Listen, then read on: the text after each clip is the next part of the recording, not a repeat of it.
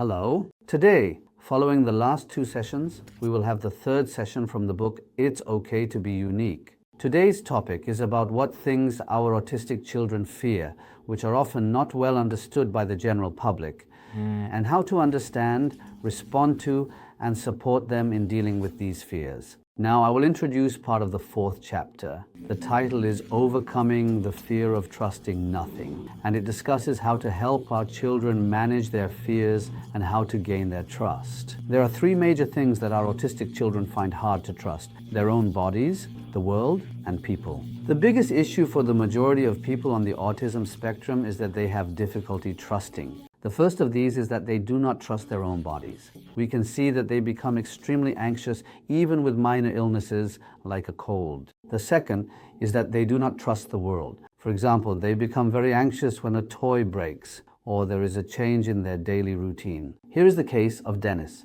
who became dramatically agitated and started attacking his surroundings when he was told that the amusement park he was supposed to visit was closed, and he also had difficulty controlling himself. I also remember that when my child was very young, they struggled a lot with even minor things, like a piece of paper tearing or losing an item. Children with autism can switch from one extreme to another without any warning, and when their emotional state is severely unstable, they tend to express their frustration and confusion to the person they trust the most. And there are actually many situations where children can lose trust. Thirdly, they cannot trust other people, so they become defensive. There is a fear that others might attack them or do something dangerous. This includes not only distrust of others, but I also noticed there was distrust of places. So, children with autism may fear things that we wouldn't expect them to fear, and conversely, they may not fear things that we think they should be afraid of. For example, a child named Jeremy was extremely afraid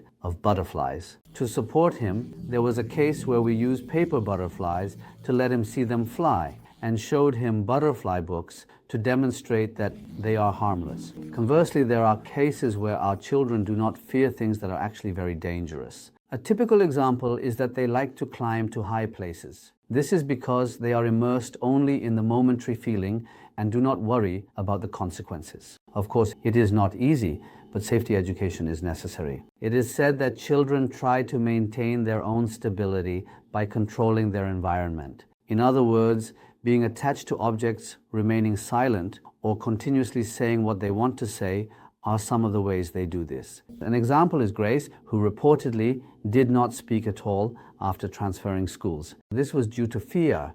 In such cases, it is said that one should not pressure them to speak. It is said that you should first take time to build a relationship, and once they feel comfortable, they can start speaking. In other words, asking why is very important. This emphasizes the importance of understanding the reason behind their actions. Another point to mention is that when supporting our children, it is more desirable to provide passive support based on what they need rather than active support. We are discussing ways to build trust with people who have autism, and our children with autism are often misunderstood from a young age. As a result, it becomes more difficult for them to trust people. They naturally have a tendency not to trust, and such experiences from a young age can exacerbate this. Some children might think, why should I make an effort? And as a result, they may isolate themselves from the world. Therefore, the people in our children's lives need to make more effort to become trustworthy relationships. Instead of demanding or pressuring them to change, we need to change first. It is said that if we change, they will also change. However, in many cases, the people around them actually cause more stress or anxiety. You need to change. You're doing it wrong. You're the one ruining everything. There are many instances where children are made to feel this way. Therefore, the author suggests 5 methods to build trust with people who have autism. The first is to recognize the efforts our children make to communicate. So focus on and respond to what the children say and do. Naturally, this requires a great deal of patience. The second is to practice control so they can develop the ability to make their own decisions. When planning various schedules, activities, and important matters in the life of the individual, do not try to control the person with autism, but give them the option to express their own opinions. When they feel respected by others and believe they have the power to influence their own lives, they tend to trust those around them more. The third is to understand their emotional state. When they display emotional instability or inappropriate behavior, do not criticize them unconditionally. Instead, consider what feelings you should help them experience at that moment.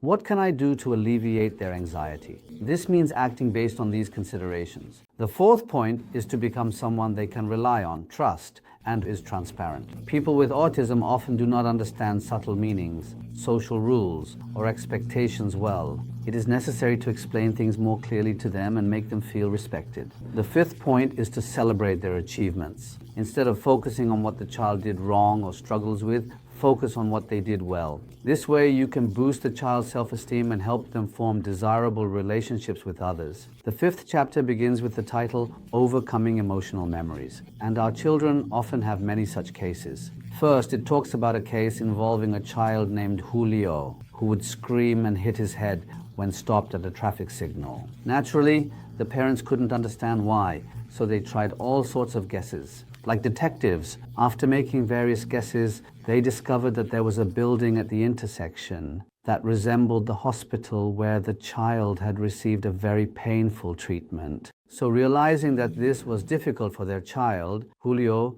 they tried to avoid that spot as much as possible. Emotional memories have an impact on daily life. Children with autism have an amazing memory, so they remember past events, geographical information, and feelings better, whether they are good or bad. It is important to understand the impact of such emotional memories. For example, certain words, people's names, or doctors can be associated with injections. Also, a dentist might remind them of a very difficult experience when treating teeth. They may show signs of panic due to past feelings or sounds. It is the recollection of some unpleasant past memory. Therefore, although it is not easy, we need to speculate and explore in various ways why such behaviors occur. Although we may not fully understand, there are unknown triggers that bring back these memories. You never know when this will blow up. Therefore, we need to observe carefully to identify the cause. For instance, Scott was praised with good intentions at the gym, being told, well done,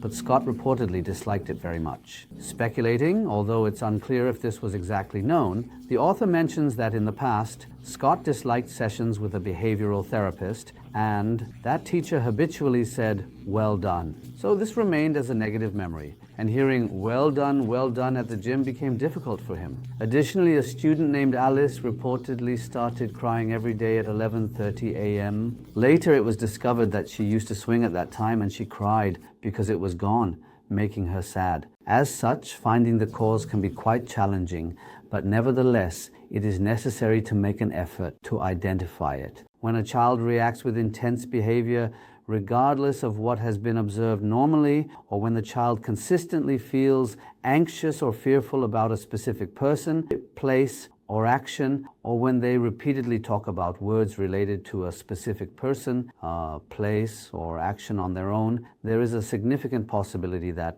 these are the causes. To help overcome these negative memories, the author suggests the following methods. It involves listening to the person's experiences, acknowledging the pain they might have felt, and then helping them manage their anxious emotional state. A wrong response here would be to ignore the child's situation or to simply tell them not to worry too much. This is likely to make the child feel more anxious because it makes them feel like their thoughts are being dismissed. Therefore, the suggestion is to understand the cause of what is troubling the child, avoid triggers of those memories, and prevent situations that cause problems. For example, if they are bothered by noise, reduce the noise, and if they dislike something, remove it. Another example is Amy, who is afraid to go to the park because of the rides and noise. In such cases, do not force them to go to the park, but give them time and let them choose on their own. It is about helping them decide for themselves to do what they enjoy at the park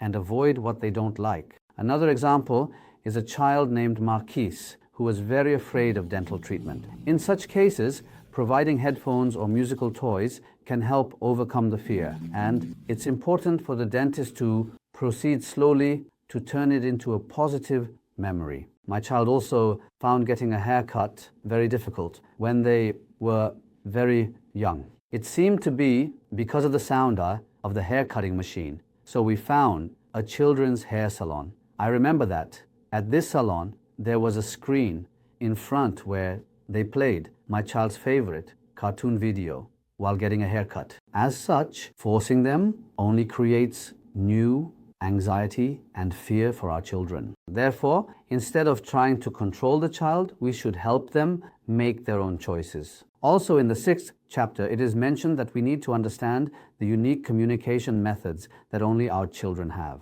People with autism do not fully understand social rules and expectations. They know that social rules and expectations exist, but because they do not truly understand them, they often feel anxious. The reason our children behave without awareness is, as I mentioned before, due to the way their brains are wired, which inherently limits their ability to grasp social situations. There are many limitations when it comes to teaching social rules to our children. This is because our children lack flexibility, social skills, and understanding. They speak directly without considering the other person's feelings. There was a drama called Woo Young Woo that gained quite a bit of popularity recently, and in it, Woo Young Woo is very smart but often speaks directly without considering the other person's feelings, which I believe many of you are aware of. Additionally, each person goes through different developmental stages at their own pace. Therefore, with sufficient experience and support, that pace can become faster. It's not about scolding them for not doing it right,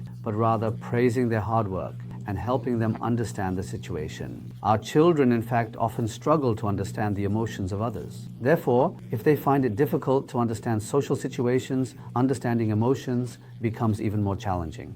However, this does not mean that our children lack emotions or do not have them. Our children also experience all human emotions just like we do. The difference is that they feel the same emotions more intensely and find it difficult to identify and express their own emotions. They also find it challenging to read the emotions of others. Teaching children with autism to recognize emotions by having them identify faces with various expressions is merely teaching them how to recognize pictures, not emotions. Instead, it is more effective to help our child distinguish feelings like happy, silly, dizzy, or anxious at the very moment they are experiencing those emotions. This approach allows the child to learn how to feel and express emotions accompanied by cognitive processes, rather than just simple facial expressions. Once they understand emotions, they can also distinguish between various experiences related to those emotions. People around them are making significant efforts to appear normal, but there